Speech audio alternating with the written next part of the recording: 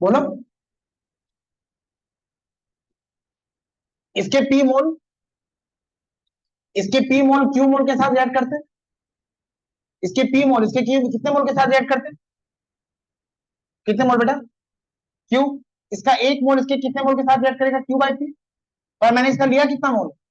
ए मोल। तो ये कितने मोल के साथ रिएक्ट करेगा? क्यू बाई पी इंटू ए। इसका पी मोल इसके कितने मोल बनाता है? इसका पी मोल इसके आर मोल बनाता है। इसका एक मोल इसका आर बाई पी मोल बनाएगा। और इसका ए मोल इसके कितने मोल बनाएगा? आर बाई पी इंटू ए। इसका पी मोल इसके कितने मोल बनाता है? एस मोल। इसका एक मोल इसके कितने मोल बनाएगा? S by P. और इसका ए मोल कितना मोल बनाएगा? एस बाई पी इंटू ए। इसके कितने मोल बनेंगे? एस बाई पी इंटू ए। इसके कितने मोल बनेंगे? आर बाई पी इंटू ए। इसके कितने मोल बनेंगे? कितने मोल रिएक्ट करेंगे? क्यू बाय पी इंटू ए। और इसका तुमने कितना मोल लिया है? ए मोल। ये बात समझी क्या? ये बात समझी क्या? 3-4 बार ये चीज प्रैक्टिस करेंगे और समझ आ जाएगा।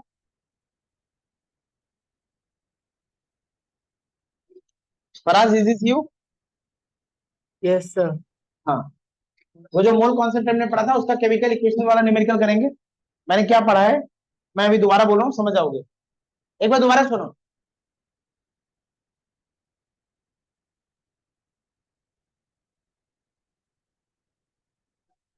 मैंने ए मोल ऑफ पी लिया है, B mole of Q, C mole of R बना है, और डी मोल ऑफ एस। ये एक आइडियल इक्वेशन, ऐसा कभी नहीं हुआ है। बस हमने पेन पेपर में लिखा है कि अगर पी रिएक्ट करता ए मोल तो क्यू रिएक्ट करता बी मोल, और सी बनता, सॉरी आर बनता सी मोल, और एस बनता डी मोल। ये इफ वाला स्टेटमेंट, इफ। अब मैं ले रहा हूं इसके, सपोज मैं इसके लेता हूं एन मोल ना, अब मैं इसके एन मोल ले रहा हूं, तो बताइए पी के कितने मोल रिएक्ट करते? मैंने इसका बी मोल नहीं लिया, मैंने इसके एन मोल लिए, तो बताइए इसके कितने मोल रिएक्ट करते? मैं कह रहा हूं इसके इसके मोल निकाल लेना, इसके मोल निकाल लेना, इसके कितने मोल रिएक्ट करेंगे ये निकालना है ना। तो आप क्या करेंगे? इसके स्टोइचियोमेट्रिक कोएफिशिएंट से इसके स्टोइचियोमेट्रिक कोएफिशिएंट को डिवाइड करेंगे और फिर इससे मल्टीप्लाई करेंगे। आपको ये आदत हो जाएगी। देखो, इसके बी मोल इसके कितने मोल के साथ रिएक्ट करेंगे? ए मोल। इसका एक मोल ए बाय बी मोल, और इसके तुमने कितने मोल लिए हैं? एन मोल। तो ये होगा ए बाय बी इंटू एन। इसके कितने मोल रिएक्ट करेंगे? ए बाय बी इंटू एन। इसके एन मोल इसके ए bye B into n mole के साथ रिएक्ट करेंगे। बताइए ये कितने मोल बनेगा? सी बाय, अब आप समझ गए। इसके बी मोल इसके सी मोल के साथ रिएक्ट, इसके बी मोल इसके सी मोल देते, इसका एक मोल इसका सी बाय बी मोल देगा। इसके कितने मोल ले रहा हूं मैं? एन। तो ये कितना हो जाएगा? C by B into N. इसके कितने मोल बनेंगे? C by B into N. और उसी रेस्पेक्ट में बताइए इसके कितने मोल बनेंगे? D by B into N. That's right. समझे? बस इतना आपने कर लिया। बोल कॉन्सेप्ट में घड़ी देख के 30 सेकंड, सारे आंसर ऐसे आते हैं। इसी को दोबारा लिखते हैं, समझ आएगा। सबको नहीं आया? ये आइडियल इक्वेशन है।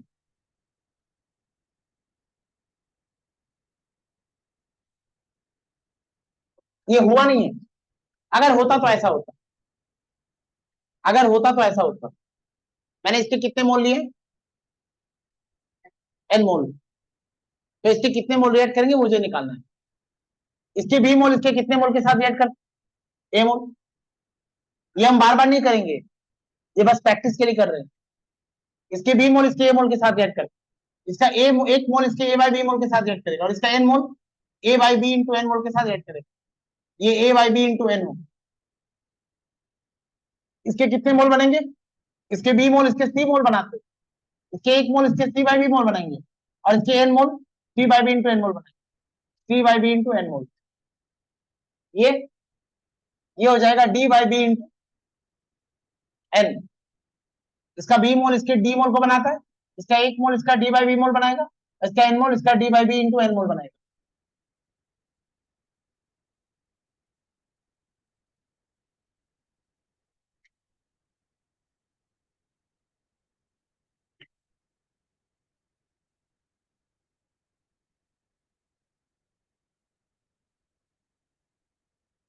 अब यही काम मैं दूसरी तरफ से कर रहा हूं। मान लीजिए मैं आपको एक इक्वेशन दे रहा हूं, A plus B C plus D.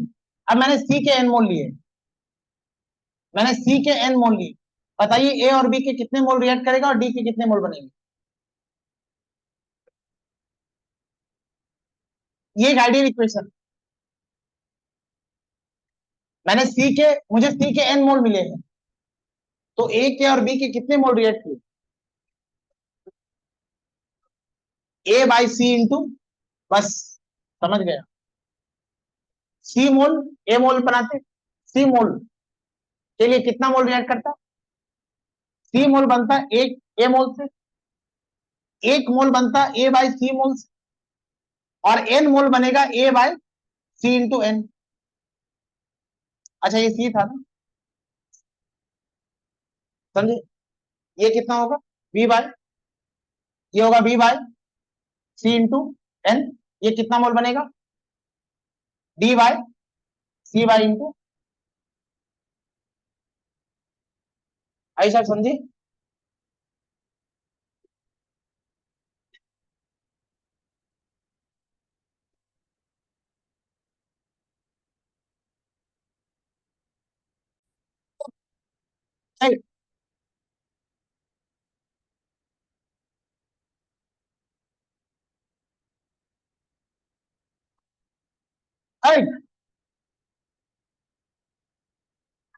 बात है नहीं।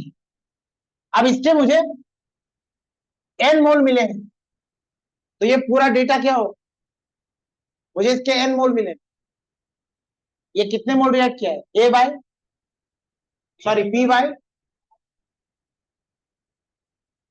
इसके Q by S into N, उसके कितने मोल आर बाय, बधाई हो। अब हम क्वेश्चन शुरू करते, फर्स्ट क्वेश्चन,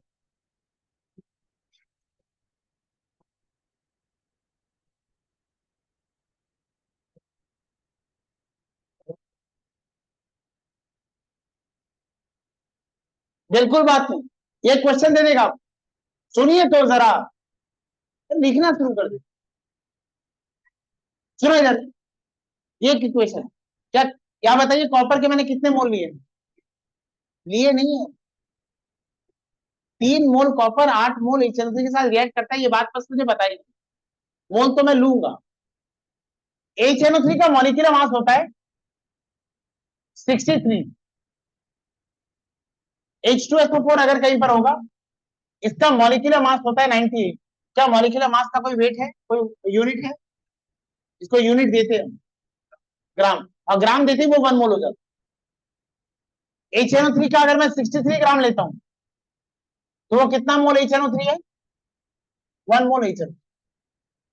मैं आपसे क्वेश्चन में पूछ रहा हूं, if 63 gram of HNO3 is taken,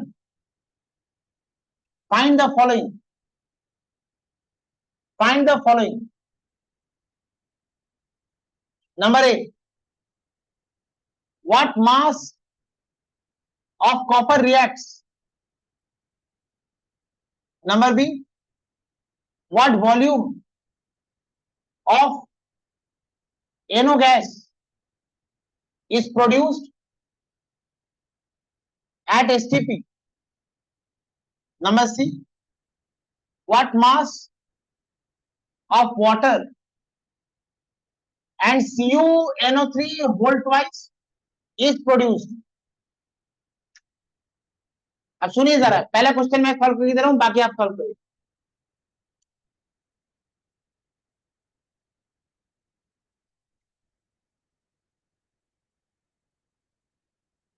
पहले सुनो इधर, अब आप 10 में आ गए। ये धारणा कभी मत बनाना कि एटम में शेल्स बोलकर कुछ होते हैं, न्यूक्लियस के बाहर ऐसे सेल्स होते हैं। ऐसी धारणा अपने मन में मत करो, ऐसा कुछ नहीं। सिर्फ हमारे ऐसे मान लेने से कुछ चीजें एक्सप्लेन हो जाती है। हमारा ऐसा मानना कुछ चीजों को एक्सप्लेन करता है, बस इसलिए मान रहे हैं। आपको लगता है एटम के ऊपर ऐसे चूड़ियों की तरह सर्कल्स बने होंगे, वहां इलेक्ट्रॉन? ऐसा कुछ नहीं। ये धारणा अपने मन से निकाल के फेंक दो। सिर्फ इससे स्ट्रेन होता है, इसलिए कह रहा हूं। दूसरा, ऑक्टेट रूल बोलकर कुछ है, ये धारणा भी अपने मन में मत पालिए। सिर्फ ऑक्टेट रूल से कुछ कंपाउंड्स का बनना मैं एक्सप्लेन कर पा रहा हूं, इसलिए मैं ऑक्टेट रूल पढ़ रहा हूं। ऑक्टेट रूल बोलकर सिंगल सारे कंपाउंड का एक्सप्लेनेशन मैं दे पाऊंगा, ऐसा नहीं। इनफैक्ट आपको सिर्फ वही कंपाउंड के बारे में पूछा गया जो ऑक्टेट रूल से एक्सप्लेन होते हैं। तीसरी बात, इक्वेशन में जो मोल्स लिखे रहते हैं उतने मोल्स रिएक्शन में पार्टिसिपेट किए हैं नहीं। ये तीसरी धारणा मत करना। इतना अगर लिया गया तो इतने मोल के साथ रिएक्ट करेगा, इतना मोल बनेगा, इतना मोल। मतलब ये वो बिजनेस की तरह है जहां आपने टेबल में लिखा है कि इतना प्रोडक्शन करूंगा तो इतना सेल आएगा, ये ऑन बोर्ड है। अब आपके प्रोडक्शन और सेल में बहुत सारे फैक्टर्स है, वो मैच करेगा ऐसा जरूरी नहीं है। वैसे आपने ये सब हाइपोथेटिकली सोचा कि अगर इतना मोल लेता हूं तो इतना मोल रिएक्ट कर जाएगा, पेन पेपर में बैलेंस करने के लिए आपने कर दिया। पर आपने लिया कितना मोल है? 63 ग्राम एच, यानी कितना मोल? 1 मोल। तो मैं यहां इसका 1 मोल लिया हूं। वो जो मैं एन लिख रहा था ना, एन, ये वो एन है। बताइए इसके कितने मोल रिएक्ट करेंगे? 3/8 इंटू 3/8 इंटू 1 मोल, इसका कितना मोल बनेगा? 3/8 इंटू, शाबाश। और इसका कितना मोल? 2/8, जैसा है वैसे ही बोलो ना। 2/8 इंटू 1, और इसका कितना मोल? सच बोलो, सब कुछ पता चल गया ना तुम्हें? अगर तुम्हें मोल का पता लग गया तो मास का पता लगा लो, मोल का पता लग गया तो वॉल्यूम का पता लगा लोगे, मोल का पता लग गया तो एटम्स का भी पता लगा लोगे, हो गया कुछ। बस इतना सा काम कर लिया आपने। लास्ट क्लास में तुम्हें यही तो करा रहा था, इतना मास यानी कितना मोल, इतना मोल यानी कितना मास, इतना मास इतना मोल यानी कितना वॉल्यूम, यही कर रहे थे ना? मैंने ये सब क्या पता लगाया? अरे बच्चा लोग, ये सारे क्या निकाले मैंने? मोल आने के बाद हमें सब पता होता, एक मोल का हिसाब पता है ना हमें? एक मोल यानी कितना वॉल्यूम, एक मोल यानी कितना वॉल्यूम? 22.4 लीटर है एसटीपी। एक मोल यानी कितने एटम्स? N atoms. और एक मोल यानी कितना मास? Gram molecular mass. चलो स्टार्ट करते क्वेश्चन को। कॉपर 63 ले लीजिए। चलो इस क्वेश्चन को सॉल्व करते। ये बताइए, what mass of copper react है? कॉपर का कितना मोल रिएक्ट कर रहा है? 3/8 mole of, answer number A, 3/8 mole of copper react, है ना बेटा, है ना? कॉपर का कितना मोल रिएक्ट कर रहा है? 3/8। एक मोल कॉपर का मास कितना है? एक मोल कॉपर का मास है 63 ग्राम। अच्छा ये 8 है, 64 ले लो। एक मोल कॉपर का मास कितना है? 64 ग्राम। कॉपर का मास एक्चुअली 63.5 होता है, तो मैं खेल सकता हूं। एक मोल कॉपर का मास कितना है? एक मोल 24 ग्राम। एक मोल कॉपर का मास, मेरे भाई, एक मोल कॉपर का मास 64 ग्राम। 3/8 मोल कॉपर का मास, 3/8 इंटू 64, यानी 24 ग्राम। पहला आंसर आ गया बेटा, समझी? Answer number B, answer number B. What volume of NO gas is produced at steam? कितना मोल एनो बन रहा है?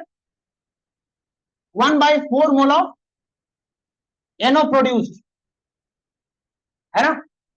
1 मोल, 1 मोल एनो यानी कितना वॉल्यूम? 22.4 litre at STP. और 1/4 मोल ऑफ एनो क्या होगा? 1/4 इंटू 22.4, यानी 5.6 लीटर है ये हो गया मेरा दूसरा क्वेश्चन। ए डिफिकल्ट है, आसान है? हाँ डिफिकल्ट लग रहा है। What must of water and copper nitrate form, copper water का कितना मोल बन रहा है? वाटर का 1/, नंबर सी सॉल्व कर रहा हूं। 1/2 मोल ऑफ वाटर प्रोड्यूस। अब क्या लिख सकता हूं मैं यहां पे? 1 मोल वाटर यानी 18 gram water, half mole water यानी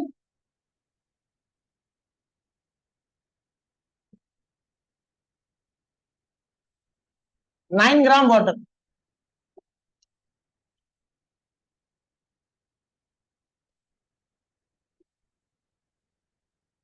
कॉपर नाइट्रेट कितना बनेगा?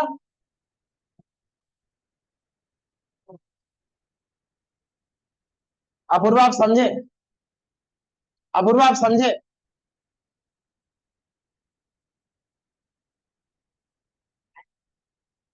कॉपर नाइट्रेट का कितना मोल बन रहा है? 3/8 मोल, 3/8 मोल of CuNO3 whole twice produced.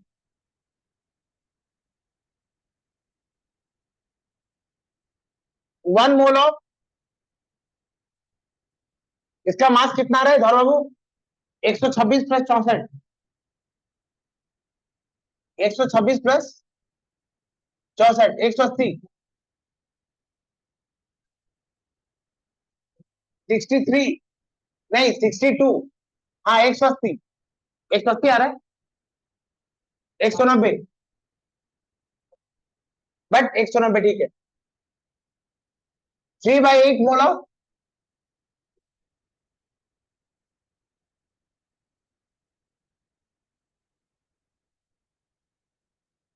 कितना आ रही है?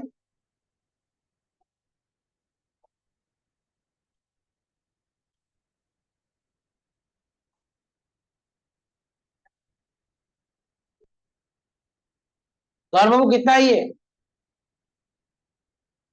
तो तुमने 180 लिया था, 180, 180 जा रहा है, तो मास कितना आ रहा है? 70.5 ग्राम।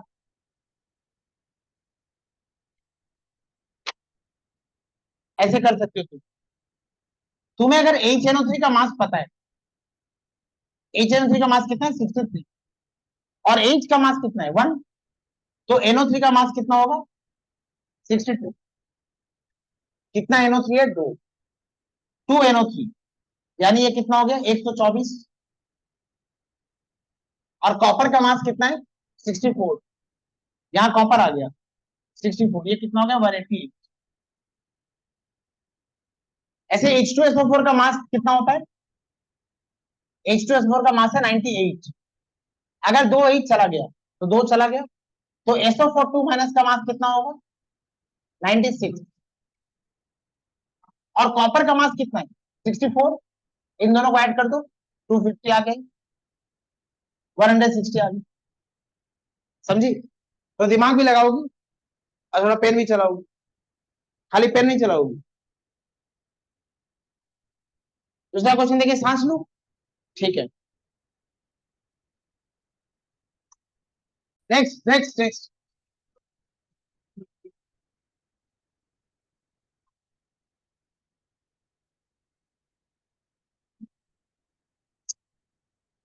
कैसी बात कर रही है?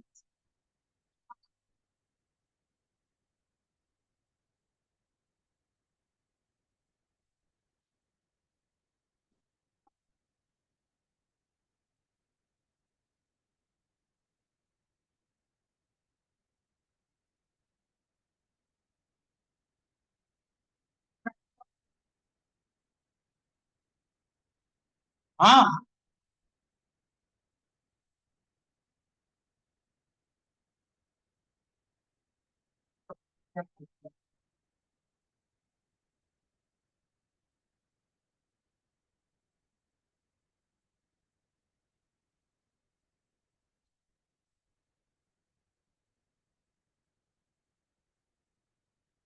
बोलो।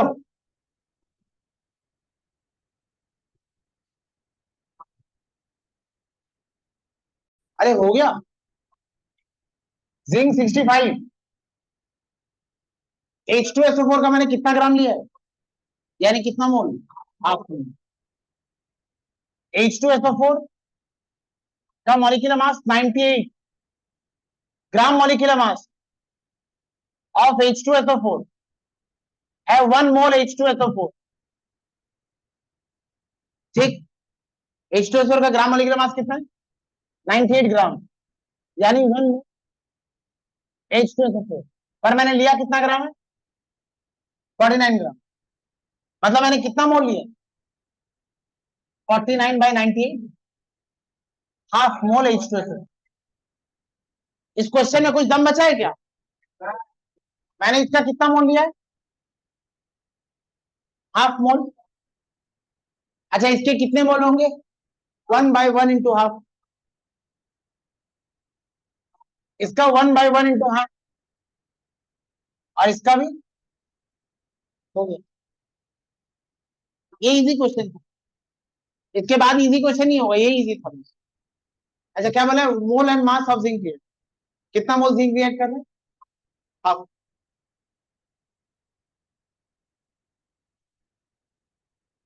Half mole, number A, half mole of Zn reacts 1 mole Zn is 65 gram Zn, half mole Zn यानी 32.5 ग्राम, 32.5 ग्राम Zn, मोल एंड मास। पहला आंसर हो गया। दूसरा answer, half mole of ZnSO4 reacts, half mole ZnSO4 produced, एक मोल ZnSO4 का mass कितना है,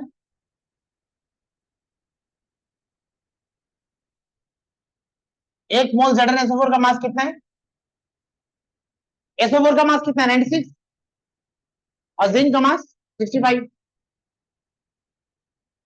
96 और 65 161, हाफ मोल ZnSO4 कितना हो जाएगा, 80.5 ग्राम।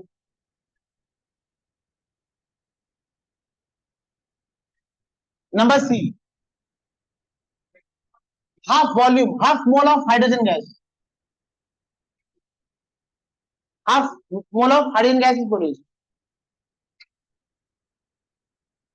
1 मोल गैस,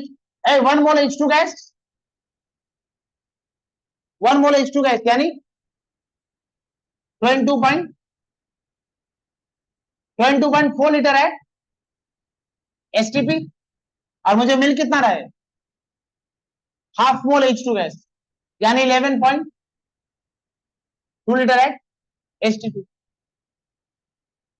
और मुझे मोल, सॉरी वॉल्यूम और क्या पूछा, नंबर ऑफ एटम्स, एटम्स कितने होंगे,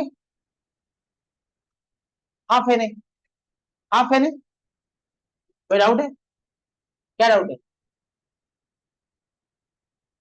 अरे वॉल्यूम तो हाइड्रोजन का होगा ना, वॉल्यूम तो H2 का होगा, एटम्स H के होंगे, number of atoms of hydrogen को, half mole H2 gas, number of atoms कितने होंगे, 2 इंटू, ऐसे देखो, half mole H2, last class में पढ़ा था ऐसे, हाफ मोल H2 यानी हाइड्रोजन के कितने मोल है,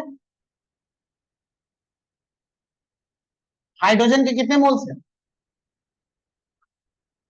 हाइड्रोजन एटम के कितने मोल है, नहीं समझी बेटा, हाफ मोल H2, तो H कितना है, इस 2 से मल्टीप्लाई कर दो, 2 इंटू हाफ, 1 मोल, और नंबर ऑफ एटम्स कितने होंगे, 1 मोल है, यानी N A number of atoms,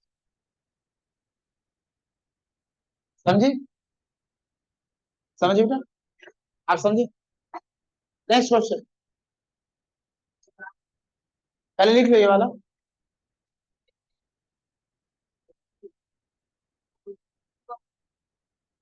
चलो एक केजी चलिए। हाँ हाँ लिख लो लिख।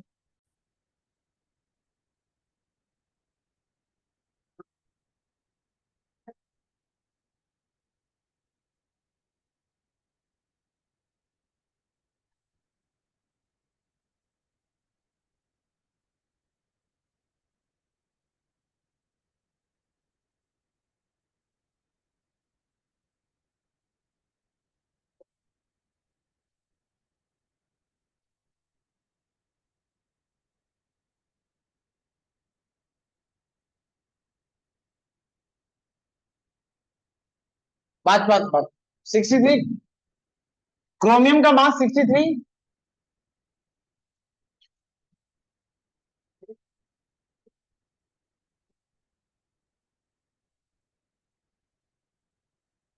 हाँ तो तुम्हें मास दे देगा।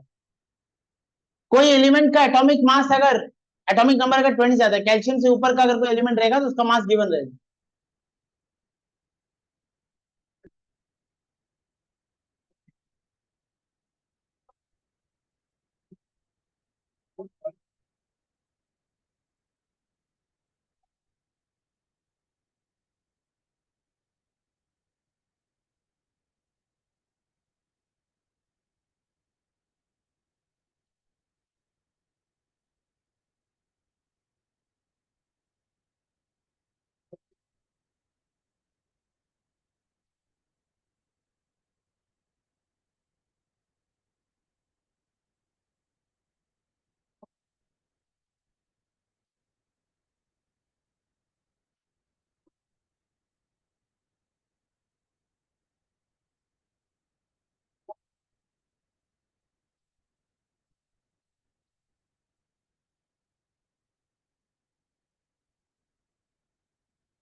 हाँ सॉल्व करो।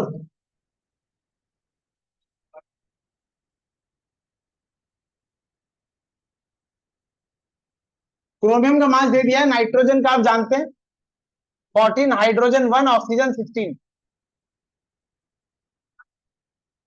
126 ग्राम एमोनियम डाइक्रोमेट को हीट किया है।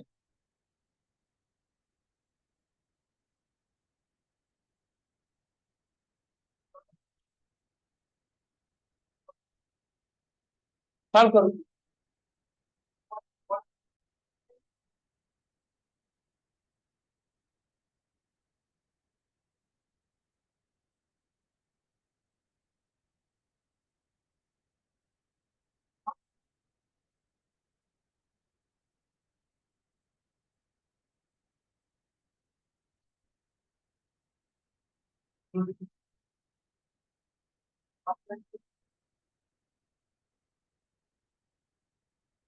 चलो सॉल्व करो।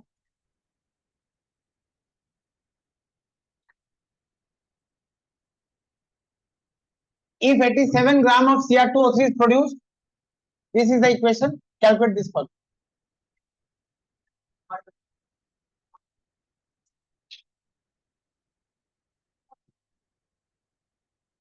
Cr2O3 का मास कितना है?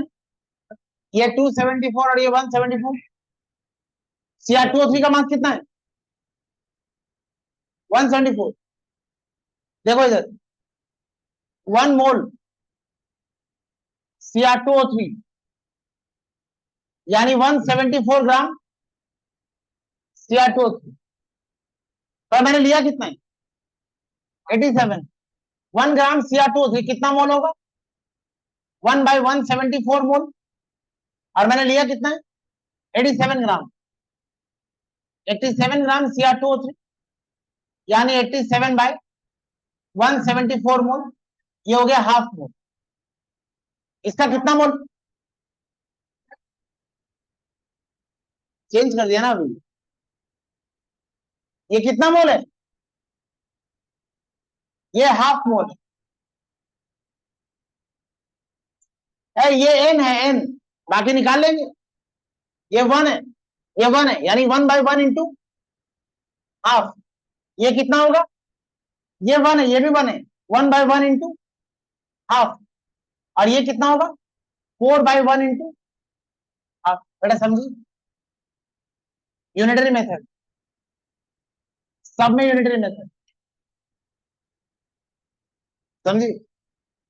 इसका 1 मोल इसके 4 मोल के साथ रिएक्ट करता है, इसका हाफ मोल इसके हाफ मोल के साथ रिएक्ट, 4/2 हाफ। हाँ बोलो।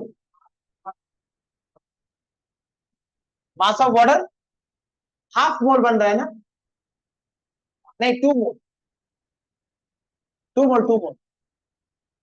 इसका 1 मोल इसके 4 मोल को बना रहा है, इसका हाफ मोल इसके 2 मोल को बनाएगा, 36 ग्राम। बोलो कोई डाउट है? दोबारा बोलो, कौन सा पार्ट? सब में कौन सा पार्ट नहीं समझ? इतना क्रोमियम ऑक्साइड बन रहा है, इतना क्रोमियम ऑक्साइड कितना मोल है, अभी मैंने बस ये सॉल्व किया है। 87 ग्राम क्रोमियम ऑक्साइड यानी हाफ मोल क्रोमियम ऑक्साइड। तो अगर ये हाफ मोल है बेटा, अगर ये 0.5 मोल है तो बाकी यूनिटरी मेथड में लगाएगा, ये 1 मोल है और ये 1 मोल, 1/1 इंटू 0.5, ये कितना मोल होगा? 1/1 इंटू 0.5, और ये कितना मोल होगा? 4/1 इंटू 0.5। अब सॉल्व करें तब तो कुछ बात ही नहीं है, हो गया। कितना मोल अमोनियम डाइक्रोमेट रिएक्ट कर रहा है? 0.5 mole. Number A 0.5 mole NH4 होल्ट वाइज Cr2O7 रिएक्ट्स। 1 मोल का मास कितना होता है? हाँ, 1 मोल NH4 होल्ट वाइज Cr2O7 is 274 ग्राम NH4 होल्ट वाइज Cr2O7। 0.5 मोल कितना होगा?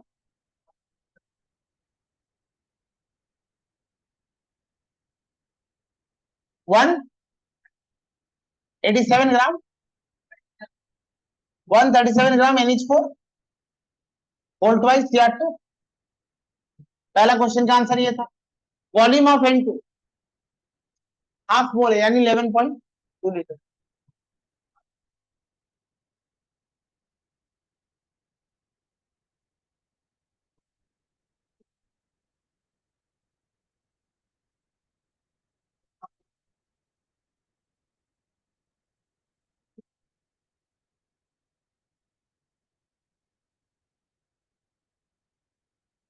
नंबर सी,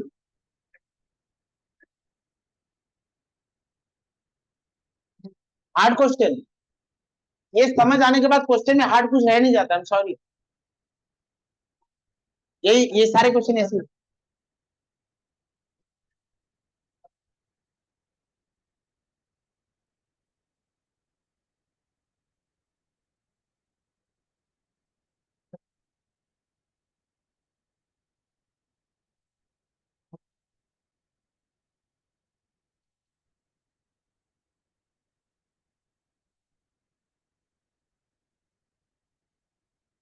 ओके, ऐसे समझ आया? बस एक बात सुनोगे क्या? स्कूल के एग्जाम में अगर ये सवाल आता तो ये जो काम आप सिंगल स्टेप में कर लेते हैं ना, आपको ये यूनिटरी मेथड कैसे दिखाना होगा।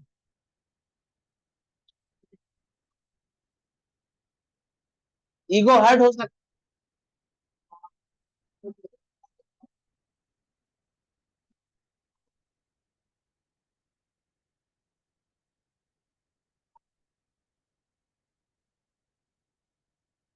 कैसे करोगे स्कूल के एग्जाम में? इसका कितना मोल बन रहा है तो बस वर्ड्स में लिखते जाना, 0.5 मोल प्रोड्यूस फ्रॉम 1 मोल। अरे जो हम काम कर रहे हैं ये क्या कर रहे हैं? चलो एक क्वेश्चन दूसरा करते हैं। ये हो गया क्वेश्चन, नेक्स्ट क्वेश्चन। ठीक है।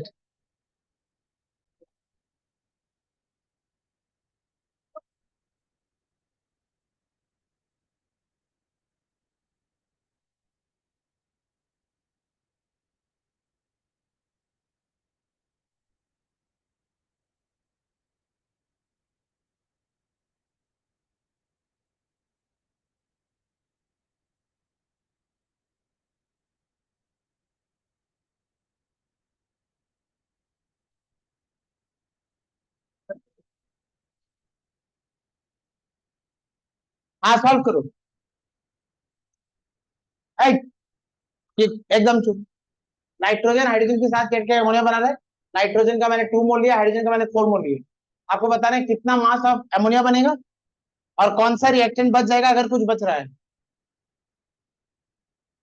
नाइट्रोजन 14, ये सब मास भी अगर बोलना पड़ रहा है मुझे तो मार खाओगे नेक्स्ट टाइम। नाइट्रोजन 14 हाइड्रोजन 1 और था क्या इसमें?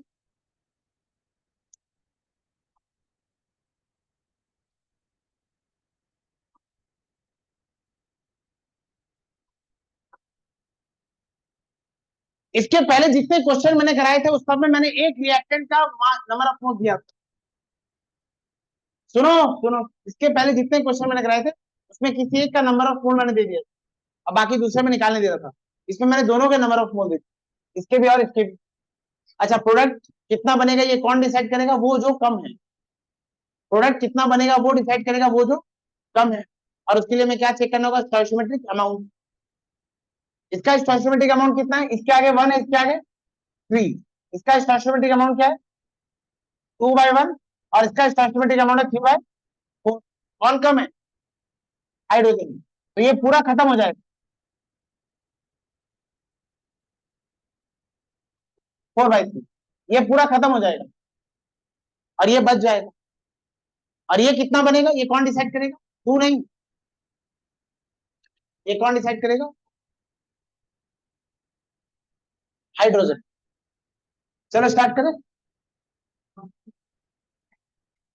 हाय बच्चा लोग, ओए, ये कितना मोल बनेगा? अब मेरा एन कौन है? यही तो प्रॉब्लम थी कि दोनों में से एन कौन होगा? जो कम है वो एन है। समझी? जो कम है वो एन है। अच्छा, अगर ये 4 मोल, ये कितना मोल बनेगा? 2/3 इंटू 4 मोल। 2/3 इंटू 4।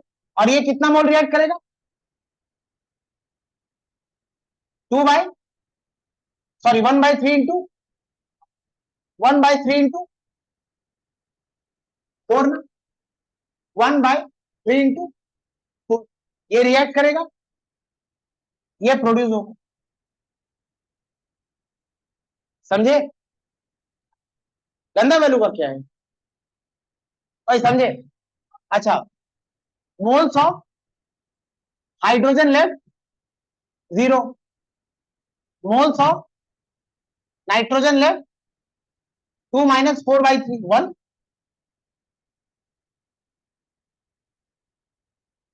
ये आ जाएगा 2/3 मोल। समझे समझे समझे नहीं समझे? दोबारा देखो, दोबारा देखो। अभी तो बोले टफ क्वेश्चन दीजिए, दे दिया तो फैल गए। दोबारा देखो, अब की बार दोनों का मोल की बता। जो कम होगा वो एन होगा। कौन कम है? ये 2/1, ये 4/3। ये कम है, ये एन है। एकदम बात करते, इसके मोल डिसाइड करेंगे इसका कितना रिएक्ट करेंगे और इसका कितना प्रोड्यूस होगा। अच्छा, ये कितना मोल बनेगा? 2/3 इंटू 4। ये कितना मोल बचेगा? 0। ये तो पूरा खर्च हो जाएगा ना। जो कम है वो तो पूरा खर्च हो जाएगा ना। और ये कितना मोल रिएक्ट करेगा?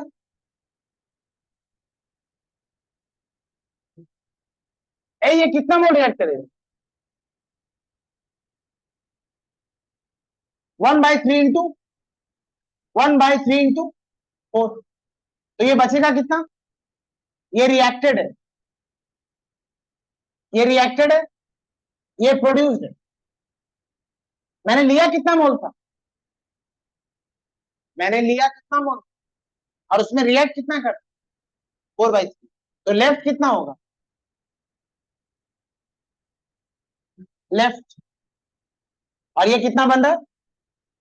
8/3।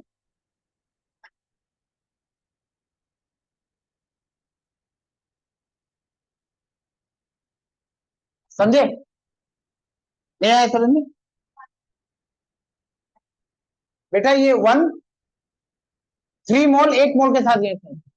3 मोल हाइड्रोजन 1 मोल नाइट्रोजन, 1 मोल हाइड्रोजन, 1/3 मोल नाइट्रोजन, 4 मोल हाइड्रोजन, 4/3 मोल नाइट्रोजन, ये लिखा है। बोलो समझे क्या? अच्छा, मोल निकल गया तो मास तो निकल आए। इसका मुझे कितना मोल मिला है बताऊंगा? 2/3 मोल, आंसर में मोल ही पूछा, और इसका कितना मोल बनेगा? 8/3 मोल। मास कितना होगा? 1 मोल अमोनिया 17 ग्राम, 8/3 मोल अमोनिया, 8/3 इंटू 17 कितना आ रहा है? 45.34 ग्राम। समझे? अपूर्व आप समझे? सच सच बताइए, तुम लोग समझे? चलो यहीं से कंटिन्यू करके जाओ तुम लोग।